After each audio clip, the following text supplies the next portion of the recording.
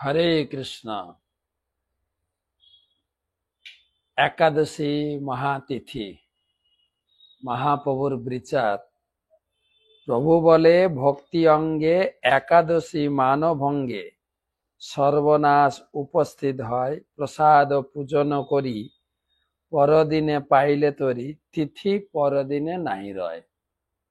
একাদশীর দিন সুন্দরভাবে যত্নের সহিত তিথি পালন করতে হয়। মহাপ্রভুর বিচার আসছে সামনে। ভাদ্রপদী কৃষ্ণপক্ষিয়া অন্নদা একাদশী তিথি। এর আগে পবিত্র রোপণী একাদশী তিথি বা পুত্রদা একাদশী শুনেছি।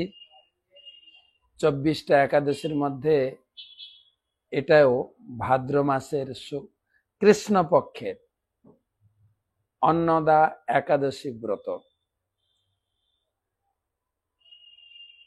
তো শাস্ত্রে ব্রহ্মবৈবর্ত পুরাণে যুধিষ্ঠির কৃষ্ণ সংবাদে আলোচনা করা হয়েছে। বিশেষ করে ভাদ্র মাসের কৃষ্ণপক্ষের একাদশী তিথিতে ভগবান হৃষিকেশের অর্চন ব্রত গ্রহণ করতে হয়। এ সম্বন্ধে একটা কাহিনী রয়েছে। হরিশ্চন্দ্র, রাজা হরিশ্চন্দ্র, যাকে বলা হয় সত্যবাদী হরিশ্চন্দ্র বা সত্যসন্ধ হরিশ্চন্দ্র, তিনি এই ভূমণ্ডলের চক্রবর্তী রাজা ছিলেন।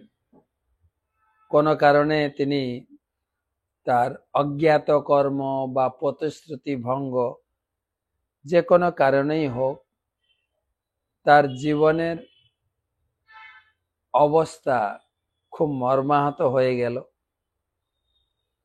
তার স্ত্রী পুত্র পরিশেষে নিজেকেও বিক্রি করতে বাধ্য হলেন।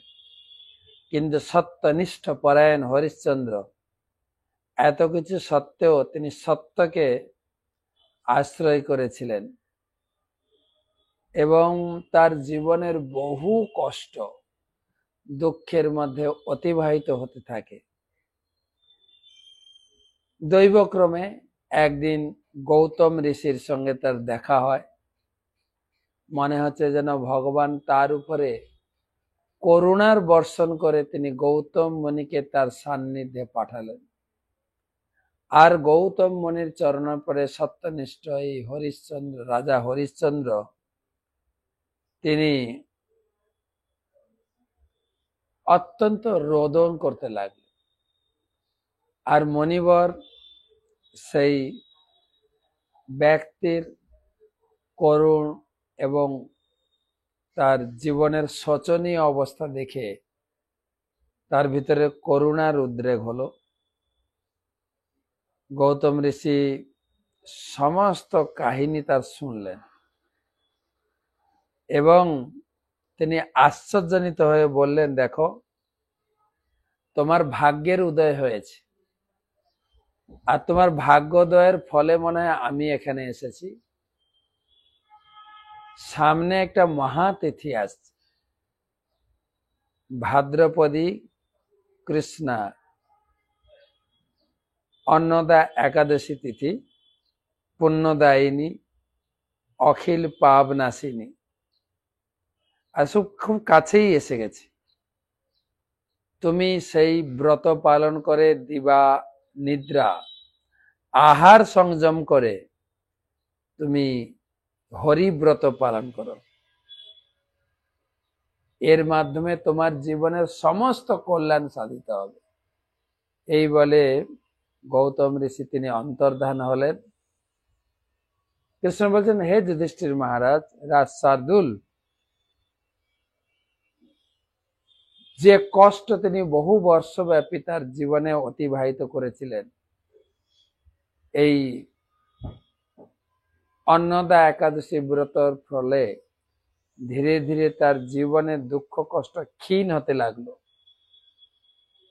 তিনি তার স্ত্রীকে ফেরত পেলেন, মৃত পুত্র জীবিত হলেন, আকাশ থেকে দেবতারা দুন্দুভি পুষ্পবৃষ্টি আদি করতে লাগলেন এবং পুনরায় তিনি রাজ আসনে রাজ্য ফিরে পেলেন এবং রাজে প্রতিষ্ঠিত হলেন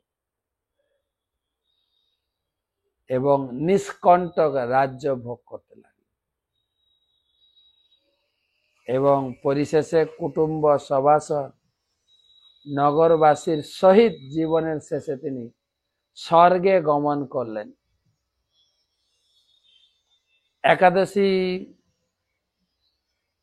মাহাত্ম্যে সবার জন্য ফলদায়ক দেওয়া হয়েছে। যারা স্বর্গ কামনা করেন তারাও স্বর্গ এই একাদশী ব্রত পালন করুন।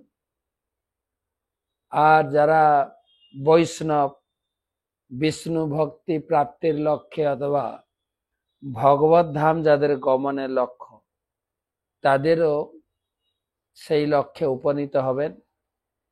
সেই জন্য এখানে বলা হয়েছে এই একাদশী হচ্ছে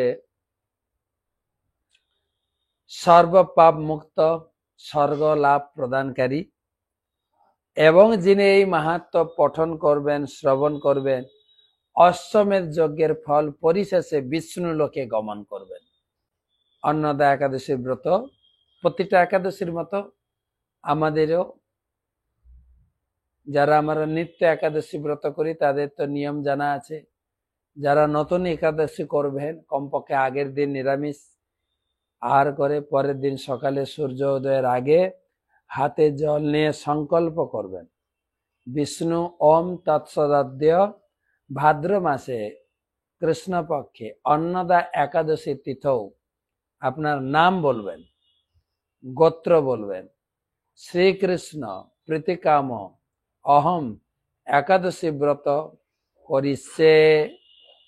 সেই জল আপনি ভূমিতে ছাড়বেন এবং গুরু বৈষ্ণব, আপনার আরাধ্য দেবতা, আপনার ঘরে যে ঠাকুর আছেন তার কাছে প্রার্থনা করবেন। বিশেষ করে এই একাদশী বা যে কোনো তিথি ব্রততে রাধারানীর প্রাধান্য, কৃষ্ণ শক্তি বিনা নহে তার প্রবর্তন, ভগবান কৃষ্ণের শক্তি, আল্লাহদিনী শক্তি, রাধারানীর কাছে শক্তি প্রার্থনা করবেন আমি যেন ভালো করে একাদশী ব্রত পালন করতে পারি। এবং পরের দিন সকালে পারণের টাইম দেখবেন, আমি আগেও বলেছি ভিন্ন ভিন্ন জায়গায় ভিন্ন ভিন্ন পারণের টাইম, যেটা হচ্ছে একাদশী ব্রত সম্পূর্ণ বা উদযাপন করা। সেই পারণের টাইম দেখে আপনি ভগবানকে নিবেদিত কোনো অন্ন প্রসাদ অথবা জগন্নাথের পুরী জগন্নাথের নির্মাল্য প্রসাদ একদানা নিয়ে পালন করতে পারেন। তারপরে ভগবানকে ভোগ দিয়ে